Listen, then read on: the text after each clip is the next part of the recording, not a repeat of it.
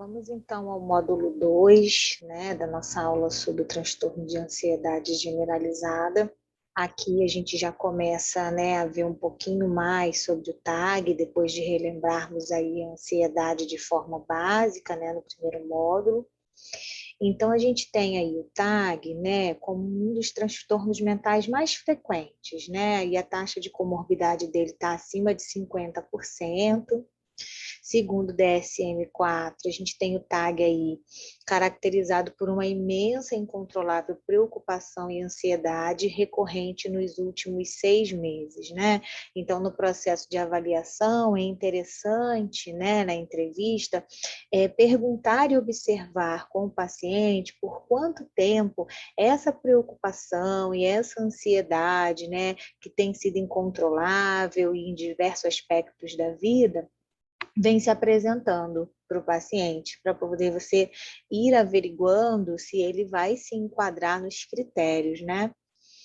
Começa cedo na vida adulta, é mais comumente em mulheres e habitualmente crônico, né? Quando a gente fala dessa cronicidade, a gente está pensando aí em um tratamento um pouco mais longo do que para a ansiedade, um transtorno de ansiedade comum, se eu posso dizer assim, né? Não generalizado.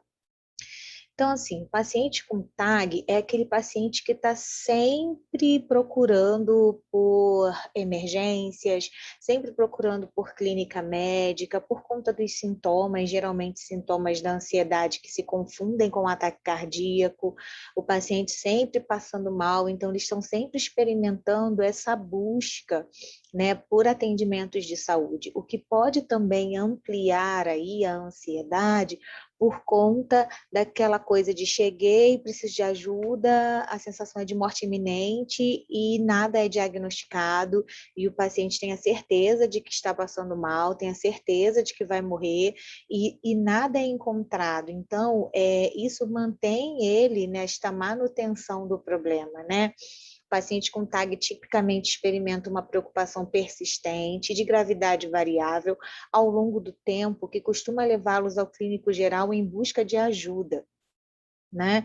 E aí a gente tem algumas questões aqui, né? Vamos acompanhar. Ela tem alta comorbidade com depressão maior, né? A gente tem uma preocupação intensa de vulnerabilidade, de fragilidade. Os pacientes estão sempre buscando, né, um diagnóstico daquilo que estão sentindo, não encontram. Isso faz manutenção de pensamentos negativos sobre si mesmo, né? Sobre ter ideias erradas sobre ele, não entendendo ainda o que os pensamentos podem causar a nível comportamental e fisiológico. A ansiedade, uma preocupação persistente, são características de personalidade inibida ou dependente. O paciente pode experimentar crises de depressão, de outros transtornos psiquiátricos superpostos sobre um padrão crônico de ansiedade, medo ou preocupação. Então, a gente viu lá no módulo 1 que a gente, quando ansioso, tende a superestimar o perigo e subestimar a nossa capacidade de lidar com esse perigo. Então, se eu tenho um traço de personalidade ou uma personalidade que ela é mais inibida ou dependente, a tendência a aumentar, né, essa ideia de que eu não vou conseguir lidar com as ameaças, ela é muito maior. E isso vai fazendo com que o TAG seja mantido, né, dentro do padrão dessa pessoa. Não são capazes de identificar suas preocupações como excessivas, têm dificuldade em controlar a preocupação, experimentam prejuízos, né, em seu funcionamento social ou ocupacional, né? É, como existe assim uma dificuldade muito grande em evidenciar aquilo que se pensa, geralmente acredita naquilo que se sente. Então, se eu estou sentindo que é perigoso, é porque é. Se eu estou sentindo que não vou conseguir, é porque eu não vou conseguir. Se eu estou vendo e sentindo dessa forma, é porque é real. Então, nesse sentido, é egocentônico para quem tem TAG olhar tudo e todos como perigo e perigosos. Então, A ajuda nesse sentido com o exame de evidências vai fazer com que esse paciente possa começar a observar de outras maneiras os perigos que ele vem enfrentando. Aqui, né, dizendo que a preocupação pode inibir o processamento emocional, né, da situação temida impedindo que ocorra a habituação. E pode funcionar como reforçador negativo, e se são produzidos dando continuidade à preocupação. Então, se eu estou preocupada e eu estou sentindo ali, né, uma emoção muito forte, que faz com que eu entenda que eu vá passar mal, isso vai fazendo com que eu não consiga me acostumar com aquilo. Então, meu coração acelerou, vou passar mal, vou ter um ataque cardíaco. E se eu passar mal? E se eu morrer? Né? Começa uma falta de ar, uma taquipneia, né? E se o ar acabar? E se eu vomitar? E se eu enjoar?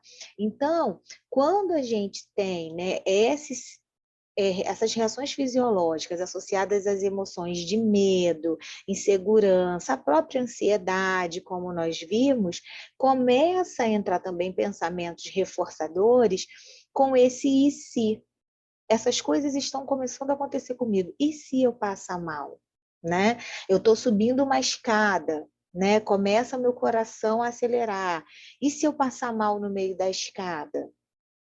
E aí eu começo a ficar nervosa, né? Precisei correr para pegar um transporte, senão eu ia me atrasar. No que eu corri para pegar o transporte, meu corpo acelerou. E se eu passar mal? Não posso mais correr, não posso fazer exercício, porque quando eu faço esteira, vou muito rápido, ou eu faço uma corrida, eu começo a ter uma taquicardia e eu posso passar mal.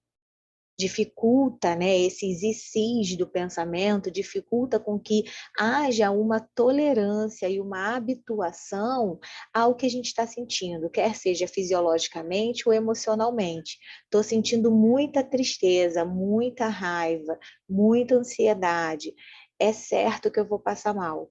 Eu não consigo imaginar que essas sensações vão voltar para o estado basal e que eu vou ficar bem. O e se me leva sempre a um final catastrófico nesse sentido. Preocupação excessiva e crônica, né? Nesses casos, ela tende a ser ampla, né? E pode incluir uma gama de domínios. Então, quando a gente está falando do TAG, a gente está falando de preocupações que podem ser em relações interpessoais, né? O que as pessoas pensam sobre a gente, se vamos fazer amigos, não vamos fazer amigos, se as pessoas gostam, se não gostam, se elas estão perto porque elas têm interesse em alguma coisa que a gente tem para oferecer ou não têm interesse na gente, se as pessoas têm inveja, se não têm inveja. Então, toda uma preocupação que circunda as relações interpessoais. Eu sou suficiente, não sou suficiente para esse relacionamento, né? Saúde física, né? Eu fico hipervigilante ao meu corpo, qualquer variação no meu corpo pode ser um sinal de vulnerabilidade ao dano, à doença, relacionado também à saúde física dos outros, né? Se alguém da família adoece, também uma preocupação excessiva com o adoecimento. Na escola, né? Já que a gente está falando de uma ansiedade generalizada, né? Escola e trabalho, a gente pode estar falando também aí, associando uma ansiedade de desempenho. Será que eu vou conseguir? Será que eu vou aprender? Será que eu vou conseguir apresentar aquele trabalho? No trabalho, será que eu vou conseguir a promoção? Será que eu sou competente? Será que meus colegas de trabalho gostam de mim? E se eu não der conta daquilo que meu chefe pediu? Tudo isso vai levando a preocupações, né, que a pessoa com o TAG ela pode ter, né, com relações a finanças, ao futuro financeiro. Ah, será que eu vou conseguir pagar todas as contas desse mês? E acabou o arroz no armário, será que eu vou conseguir comprar, né? Questões mundiais, por exemplo, esse momento de pandemia, a pessoa é um momento grave, mas que a pessoa pode ampliar ainda mais a gravidade do que ocorre, né? E ver perigo em toda e qualquer situação, paralisando, sem conseguir fazer coisas que são necessárias e possíveis, apesar dos cuidados que precisam ser tomados, né? E questões menores, né? Compromissos com a casa, com os filhos, no sentido de se vai conseguir arrumar a casa toda num dia só, lavar e esvaziar o cesto de roupa, se vai chegar no horário com os filhos na escola, se vai conseguir ajudar a fazer o dever de casa. Então, uma série de preocupações que podem abarcar esse pensamento da pessoa que tem TAG e é extremamente penetrante, né? Não são preocupações que simplesmente passam, né? Ela se volta para aquela preocupação, ela foca naquela preocupação e ela tem reações em cima daquela preocupação. E aqui, assim, peguei no YouTube, né, um vídeo que a gente tem aí do Dr. Wright, onde ele faz uma entrevista com a Gina, e ela começa a descrever os sintomas de ansiedade. Então, assim, a proposta é a gente assistir essa entrevista para que a gente possa identificar em um paciente que tem o transtorno de ansiedade generalizada, o transtorno de ansiedade, né, estas questões que a gente vem falando até aqui. Vamos assistir.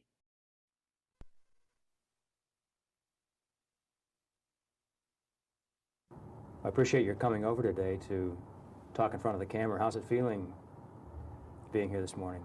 A little worrisome. Is it? Yeah. Okay. Well, I really do appreciate your coming and volunteering to demonstrate some of the things that we do and trying to help people with anxiety. Sure. So to start off, could you just tell us a bit about what anxiety is like for you, what kind of symptoms you have? I feel like I always worry about everything all day. I mean, there's always some anxiety, but there are other times when it's worse, when I just feel like I can't explain why something horrible is going to happen. And then it makes me really edgy and nervous, and I notice that my hands are sweaty and my breathing changes, and I get really frightened. And there doesn't have to be a real reason, but I just feel frightened most of the time and just worry all the time. You said that you're afraid something really terrible is going to happen. Can you tell us what you're afraid of? What do you think might happen? Well, I'm afraid of, a lot of times I'm afraid of being in a crowd, that I won't be able to get out. But it's really silly because I'm also afraid of being alone. I don't want to be home alone, but I don't like big crowds. I feel like I'm trapped if it's crowded. And driving is horrible too. I'm really frightened about driving. And then at work, I don't like getting on the elevator. I'm afraid that it'll fall, or I'm also afraid that it'll be crowded and I'll be stuck in it. Right. Okay. Well, there are a number of things then that you have some fear about. Is there anything else that you haven't told us about? I guess I always kind of worry that if I do have a panic attack, I'll faint or maybe even die. And if I'm alone, no one will find me. Or if I'm in a crowd and I faint, I'm going to just be so totally embarrassed because everybody's going to see that happen. All right. Well, let's try to find out a little bit more about these panic attacks and what they're like. You've done a really good job so far telling us about it, but maybe we can find out a bit more. Okay. So there's this fear that something really terrible is going to happen, maybe even die. Possibly. Okay, what do you think the likelihood is that that would actually happen? Well, it seems pretty low right now when I talk about it, but when it's How about going in the middle of on, one of these attacks? it seems real. It does? Yeah. Okay. I think I could have a heart attack or a stroke. Heart attack or stuff. Anything else that could happen? Well, I worried that, like, if I had an attack when I was driving, that I might kill somebody else. I mean, if I fainted while I was driving, that would be horrible. I could hit another car and hurt other people. Any other fears of things that are happening when you're not driving? When you're having a panic attack? When I'm having the attack. Is it a stroke, a heart attack, fainting? The fainting. That's How about the big one. Thoughts that you might lose control or that something would happen to your psychology? Well, yeah, You I know, mean, the way you think or the way you feel. What kinds that of I fears do you can't have? think straight, or I get real confused. I feel overwhelmed a lot of times when I'm having a panic attack, like I can't find my way. I can't see clear. Right. Now, have there been times when these things have actually happened, like you've fainted or you've had a stroke or a heart attack or you've I've never had a anything stroke. terrible like this has happened? Not a stroke or a heart attack. I have fainted before, And how often has that happened? just 2 times. Okay, and how far back is that? One was a few months ago, and one was when I was a child. And what was that like when you fainted? It was a few months ago. Yes. I felt like I didn't have control over my body. I was breathing really fast, and then I got real tingly, and everything kind of got dark and closed in, and then I fainted. So breathing fast was a big part of this. Yes. And then the tunnel vision, and then you actually did faint? I did And faint. how long were you out? Oh, just a few seconds. And what happened then?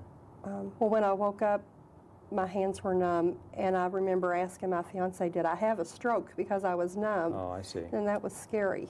It was Okay. pretty overwhelming. But I mean, I woke right up, and it went away quickly, but it was pretty frightening when it happened. Okay.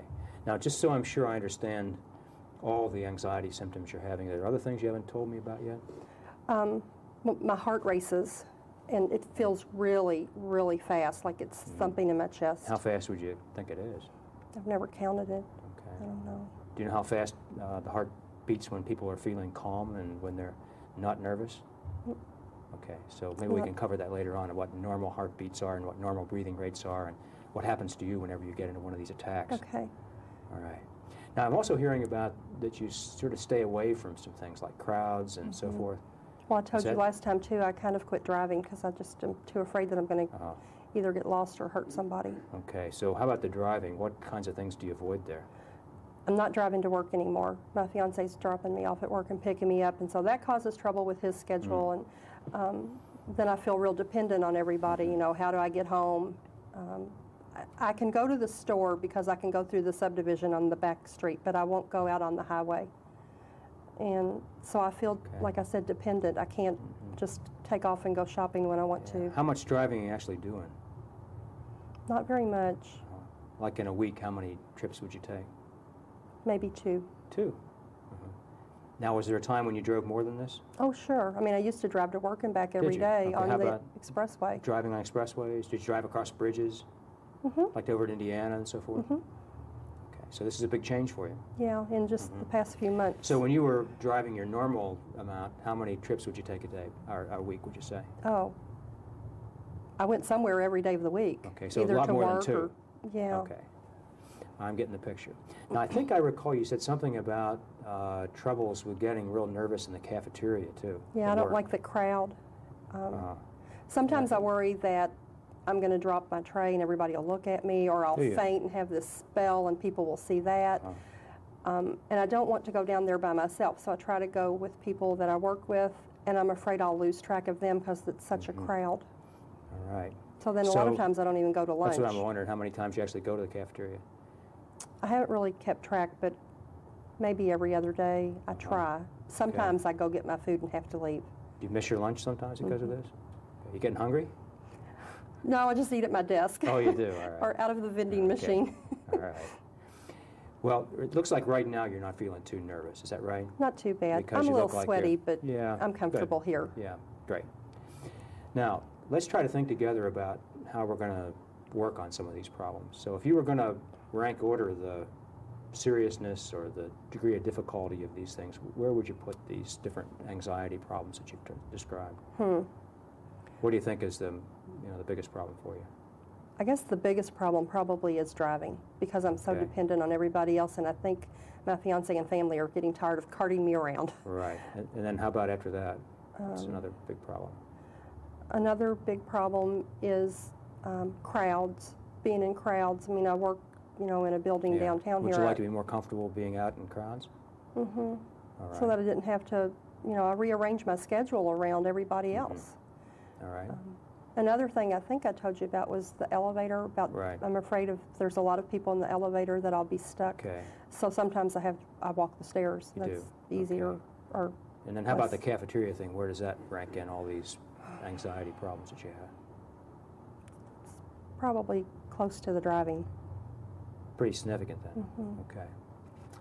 Well, if you were going to try to pick a place to start, what would be your top choice right now? Try to get a handle on some of these I think the things. driving's the biggest problem, so I don't know if I Wanna do want to something else start there. first? Yeah, that's a good idea, because sometimes if you learn some techniques that'll help you manage some of the things that are not quite as bad, then you can use that when you try to attack the things that are tougher. Okay. So what do you think? Well, then maybe at work either getting on and off the elevator or going to the cafeteria. Okay, great. Well, why don't we start there then? Okay.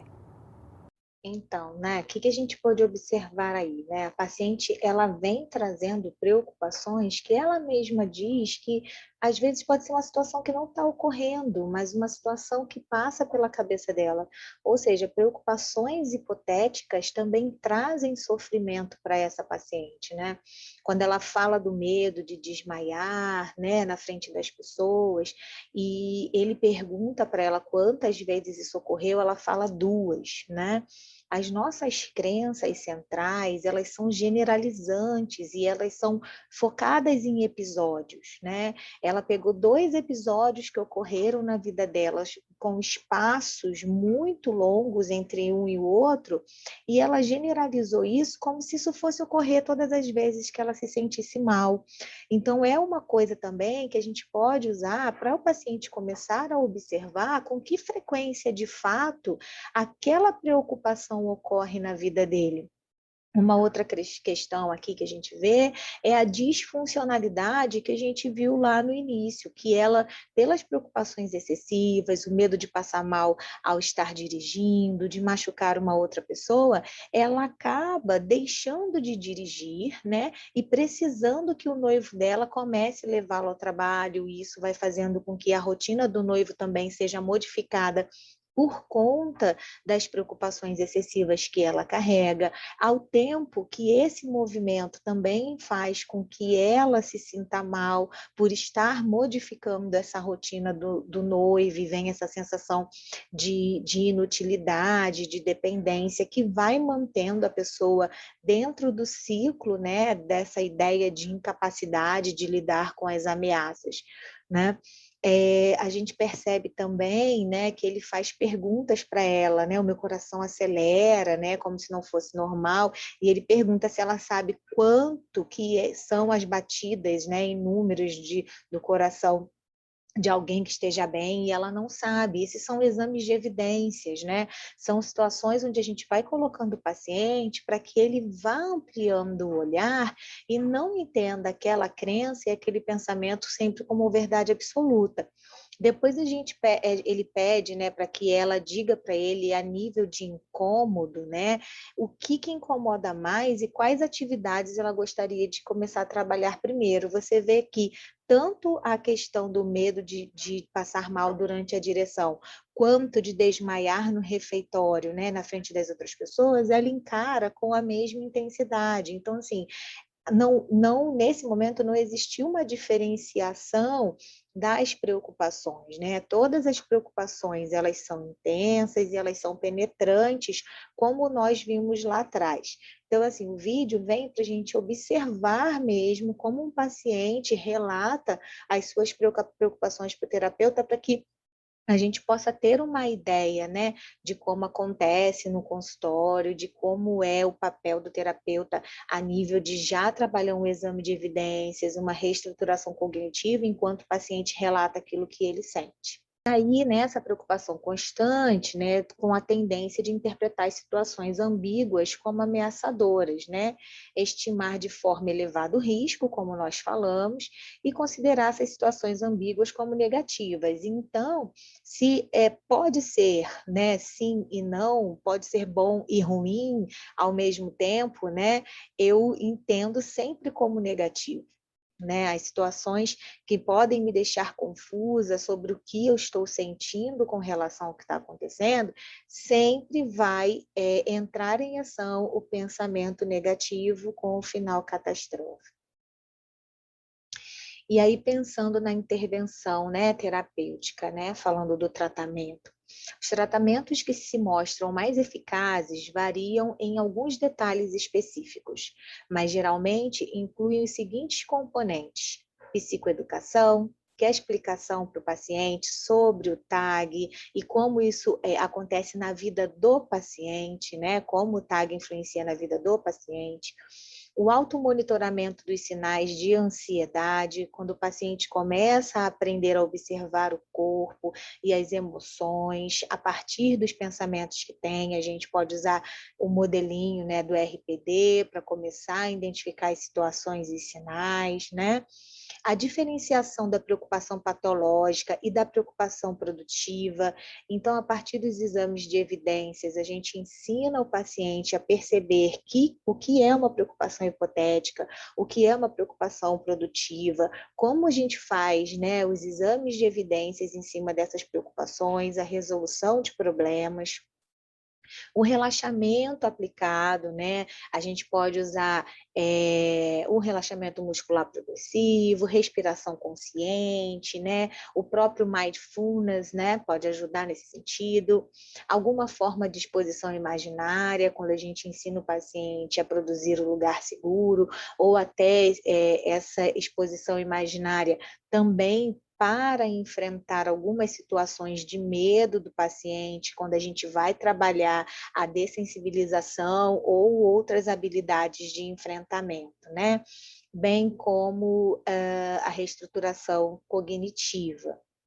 E aí, ainda falando da intervenção terapêutica, né, os aspectos importantes que devem ser considerados, né, as preocupações excessivas e incontroláveis do paciente devem ser consideradas dentro dessa intervenção, bem como a hiperexcitabilidade persistente em que o paciente está. Então, se a gente estava falando lá atrás, né, tratamento de reestruturação cognitiva, relaxamento, psicoeducação, então a gente vai focar na preocupação excessiva para a gente ensinar o paciente também a atuar sobre o processo cognitivo que a ansiedade se apresenta. A gente vai trabalhar no relaxamento para a gente ajudar o paciente a diminuir essa hiperexcitabilidade também a nível cognitivo e também os sintomas fisiológicos que ela traz. Então, assim, no tratamento a gente tem a reestruturação cognitiva, é o foco constante do trabalho, conjunto do terapeuta e o paciente. Reestruturação cognitiva através de exames de evidências, né? A flexibilização de pensamentos, questionamentos socráticos, falando a nível de TCC, né? A contestação das cognições ansiogênicas envolve, entre outros aspectos, considerar os pensamentos como hipóteses que, baseadas em evidências, podem ser confirmadas ou não. Que provas eu tenho de que essa situação que eu estou vivenciando vai terminar assim? Ou que provas eu tenho, usando o exemplo do vídeo, de que eu vou ter um ataque cardíaco enquanto eu estou dirigindo? Que provas eu tenho que, ao ir ao refeitório, eu terei um mal-estar e vou desmaiar na frente das pessoas? Então, buscar, né, evidências que comprovem aquela preocupação. Ah, mas se tiver evidência que comprove, aí a gente entra com a solução de problemas. Se eu tenho uma evidência que comprove a minha preocupação, então a minha preocupação deixa de ser hipotética e ela passa a ser uma preocupação produtiva. Sendo produtiva, a gente trabalha a resolução de problemas. Basear-se nas evidências para examinar a validade da crença e gerar predições possíveis do evento a partir da análise da situação. Como? Eu tenho a situação de ir ao refeitório, né? Lá, ainda do exemplo do vídeo. Qual a pior coisa que pode acontecer nesse momento? Né? E aí ela vai pensar, eu posso desmaiar. E como é que eu vou lidar com isso? E aí ajudar o paciente a pensar numa solução caso o pior aconteça, né? O que de melhor pode acontecer? Eu sentar, almoçar e ir embora bem. E como é que eu vou lidar com isso? Por que a gente pergunta como o paciente vai lidar com aquilo que é uma solução positiva, né? Um final positivo? Porque muitas vezes, né, o paciente está preparado e sempre preparado para o pior, mas não pensa como agiria caso o melhor ocorresse, né? E depois de fazer essas duas análises, pensar junto com o paciente entre o pior que pode acontecer e entre o melhor que pode acontecer, o que de real, o que mais perto da realidade, um pensamento mais realístico sobre essa situação, considerando o polo negativo e o polo positivo, é o que pode acontecer. Poderia ser ir almoçar no refeitório, ainda sentindo algum mal-estar ou algum medo, mas não desmaiar. Aqui a gente Crise de vai ansiedade ver é uma reação exagerada do organismo a uma situação desagradável. O gatilho, aquilo que desencadeia a crise, varia de pessoa para pessoa.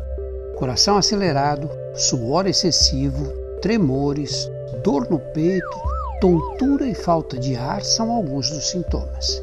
Normalmente, uma crise dura entre 15 e 40 minutos. Mas existem algumas técnicas que podem ajudar a controlar a crise. Tente focar na respiração.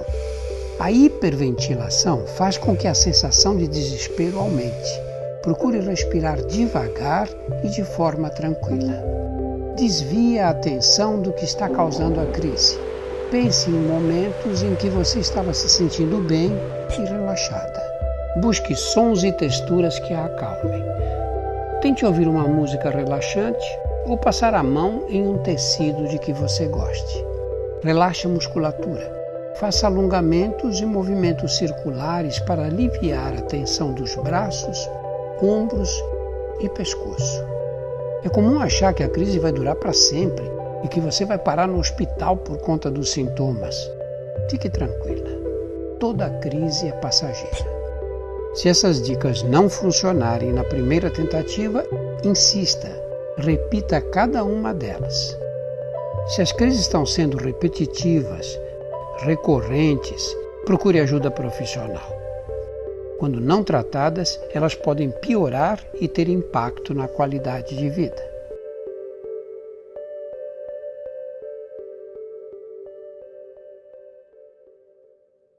Esse vídeo do Dr. Drauzio, ele é bem curtinho, assim, mas é uma ótima psicoeducação, e se a gente observar, engloba o que a gente estava falando, né, sobre como controlar essa ansiedade a nível de relaxamento, para a gente mexer aí com a parte fisiológica e fazer com que essa homeostase ocorra, né, ou seja, o corpo entrar nesse equilíbrio novamente, né, ao tempo que a gente pode usar a imagem mental também, associado com a respiração diafragmática ou uma respiração consciente, para que a gente possa potencializar esse relaxamento e essa resposta de relaxamento que a imagem mental mais a respiração traz, faz com que o paciente comece a se sentir seguro e percebendo sob o controle das emoções, das reações fisiológicas, entendendo que aquilo que ele sente é como se fosse uma onda, né, que vai ter um pico e que vai descer, né? A ansiedade,